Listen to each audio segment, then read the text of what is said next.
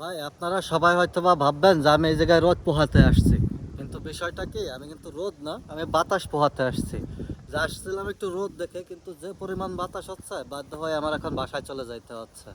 তাই যে আমি নর্মালি পার্কে আসি, কিন্তু যখন আমার মন মেজাজ ভালো থাকে না বা শরীর ক্লান্ত থাকে বা আমার মনের মতো সব কিছু যখন না যায় আর কি আমার সাথে, তখনই কিন্তু আমি পার্কে আসি ঘুরতে। তা বিষয়টা হচ্ছে এই দেখেন আপনারা, এই যে চেরি ফুলগুলো কি দেখতে পারতেছেন আমার পিছনে, আমি আরো একটু কাছে যাওয়ার চেষ্টা করি। তা তা মনটা খারাপ হওয়ার কারণ কি, গতকালকে আমি অনলাইনে একটা মাল কিনতে যাচ্ছিলাম, তো তখন দেখি যে আমার কার্ডের ডেট চলে গেছে। আর ডেট চলে গেছে তো কবে, আরো 2 মাস আগে। পরে যে খোঁজ খবর নিয়ে দেখি যে ব্যাংকওয়ালারা আমার কার্ড পাঠাইছিল, কিন্তু পোস্ট অফিসওয়ালারা আমার কার্ডটা আর কি আমাকে দেয়নি। না দেওয়ার কারণে সেটা আমি হাতে পাই নাই। ডেট যাওয়ার আগে নর্মালি এই জায়গায় অটোমেটিকলি কার্ড চলে আসে। এই দেখেন, এই যে ফুলের গাছটা দেখালাম, এই কাছে এসে আরো সুন্দর করে দেখায়। তা আমরা আর কি এইসব ফুলের বাগান দিয়ে ঘুরি, ভাল লাগে, মন ভালো হয়ে যায়, সেই কারণে আর কি নর্মালি এই জায়গাটায় আসি। তো যে কথাটা বলতেছিলাম, সেই কথাটা হচ্ছে যে কার্ড পাঠায় নাই। পরে যে পোস্ট অফিসে গেলাম, ডিউটি শেষ করে পোস্ট অফিসে গেলাম। পোস্ট অফিসে যায় খুঁজে তারা দেখে যে ফেব্রুয়ারি মাসের 5 তারিখে আমার কার্ডটা পাঠাইছে, আর ফেব্রুয়ারি মাসের 20 তারিখের দিকে আমার কার্ডের ডেট গেছে। আর যেহেতু ওই কার্ডটা তেমন ইউজ করা হয় না, ক্রেডিট কার্ড হচ্ছে শুধু সিকিউরিটির জন্য রাখি, যে কোন সময় বিপদের সাথে হিসাবে রাখি, যে কোন সময় লাগে যায় তার কোনো ঠিক ঠিকানা নেই, এই জন্য তেমন ইউজ হয় না। আর ডেটটাও ওরকমভাবে নর্মালি দেখা হয় না। তো যে কারণে আর কি কখন ডেট চলে গেছে আমি বুঝতে পারি নাই। আর যেহেতু এই দেশে কার্ড অটোমেটিকলি আপনার বাসায় চলে আসে ডেট যাওয়ার আগে, সেহেতু আমি এটা নিয়ে অতটা টেনশনও করি নাই। কিন্তু যখনই আমি এই যে শপিং করতে গেছি অনলাইনে, তখনই দেখি যে কার্ডের ডেট নাই। তখন আমি বুঝলাম যে তাহলে আমার কার্ড পাঠালো না কেন। তখন থেকে আর কি আমার সব সমস্যা শুরু হয়ে গেল। এই পোস্ট অফিসে দৌড়াদৌড়ি, ব্যাংকে দৌড়াদৌড়ি, তারপরে ফোন দিয়ে দিই।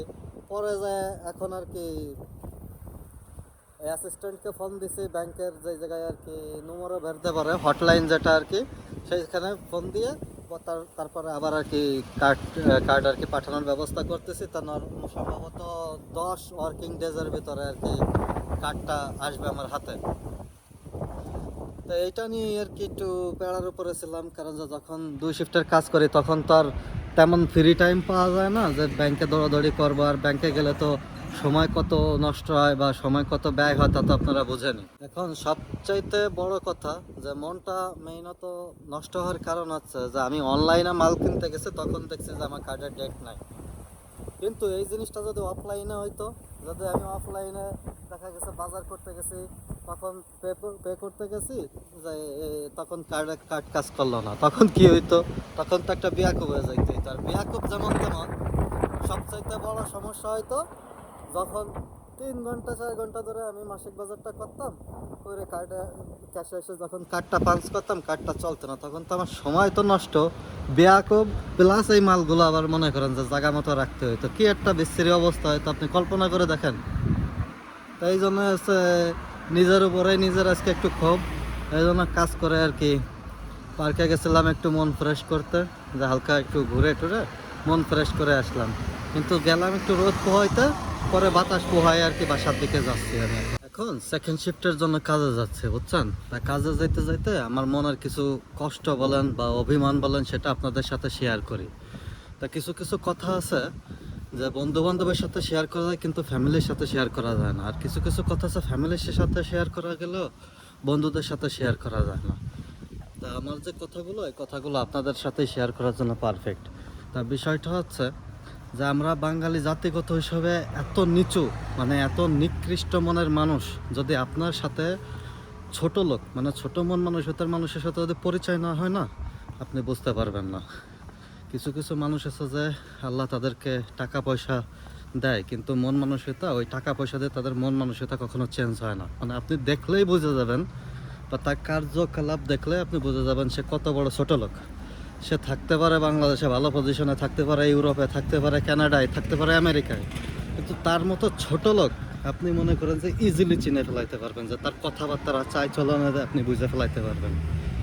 তা বাঙালি এমন একটা জাতি, যে পাতে খাবে সেই পাতে থু ফেলবেই, আজ হোক আর কাল।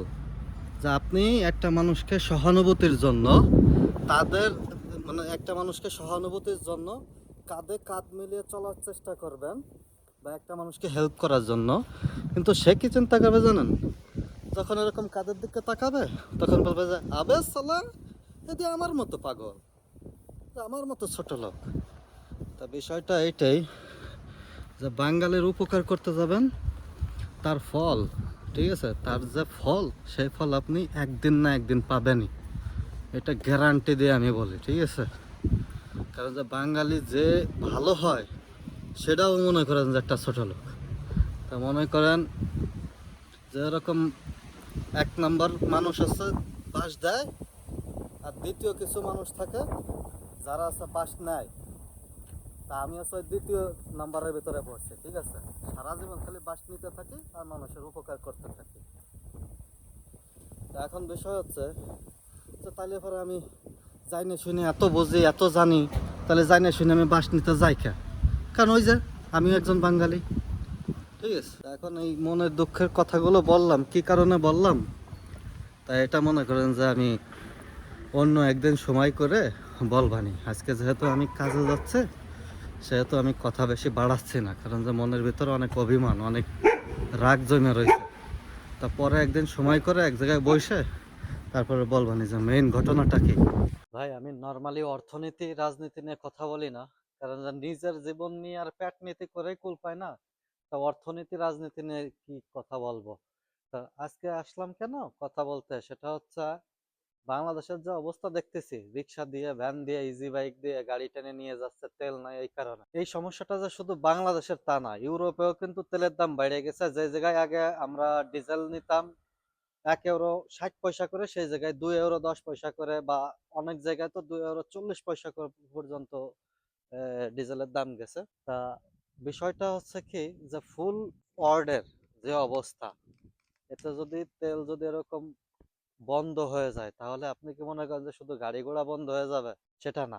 যে শুধু যে গাড়ি ঘোড়া বন্ধ হয়ে যাবে, যে ডিজেল থাকবে না এই কারণে, এই সংকটটা ডিজেল আর পেট্রোলের সংকট। সংকট শুধু ডিজেল আর পেট্রোলের না রে ভাই, যখন দেখা গেছে যে তেল উঠা বন্ধ হয়ে যাবে, তখন আপনার কেরোসিন, এই যে বিমান চলে, মনে করেন যে কেরোসিন দিয়ে বড় বড় মেশিন চলে, কিন্তু কেরোসিন দিয়ে এরকম অনেক জিনিস আছে যে জায়গায় ডিজেল, পেট্রোল, কেরোসিন, গ্যাস, তারপরে মনে করেন যে আপনার আর কি বলবো, এই যে প্লাস্টিক জাতীয় যতগুলো জিনিস আছে, এই যে যে ফোন দিয়ে আমি ভিডিও করতেছি, যে মাইক্রোফোন দিয়ে আপনারা আমার এই ভয়েস শুনতেছেন, আপনার হাতে যে মোবাইল আছে, সেই জায়গায় কিন্তু ওই কালো পদার্থ যেটা আর কি মাটির তলের থেকে আসে, যেটা থেকে আর কি ডিজেল হয়, পেট্রোল হয়, কেরোসিন হয়, তা ওই পদার্থর একটা পুরো অংশ দিয়ে কিন্তু এই প্লাস্টিক গুলো তৈরি হয়, ঠিক আছে।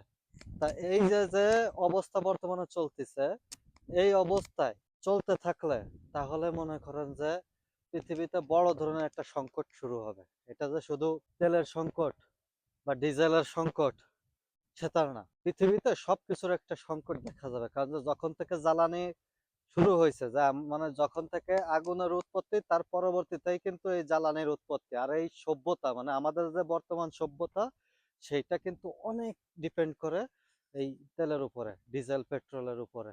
তা আপনি ভয়াবহতা একটু চিন্তা করে দেখেন যে পরবর্তীতে পৃথিবীতে কি হতে যাচ্ছে, যদি এরকম অবস্থা যদি জাস্ট একটা বছর থাকে, তাহলে পৃথিবীতে কত ধরনের ক্রাইসিস শুরু হয়ে যাইতে পারে, সেটা আপনি একবার একটু কল্পনা করে দেখেন।